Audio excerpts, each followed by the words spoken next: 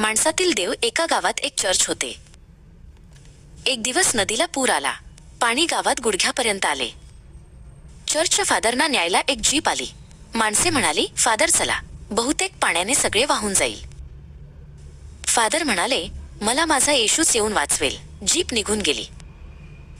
नंतर पाणी वाढल्यानंतर एक बोट आली. बोटीतील लोक फादरना न्यायला आले.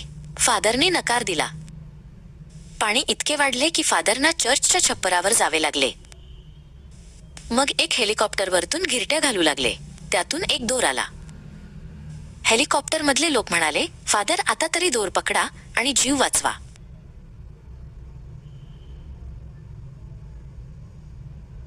फादर म्हणाले, माझा येशूच मला येऊन वाचवेल. यानंतर एकच मोठी लाट आली आणि फादर मृत्युमुखी पडले.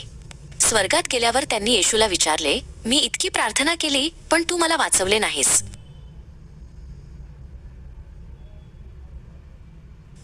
येशू म्हणाले, मी प्रथम जीप घेऊन आलो होतो, नंतर बोट आणि नंतर हेलिकॉप्टर, पण तूच मला काही ओळखले नाहीस. तात्पर्य, देव काही प्रत्यक्ष येऊन मदत करत नाही, तो माणसातच शोधावा लागतो.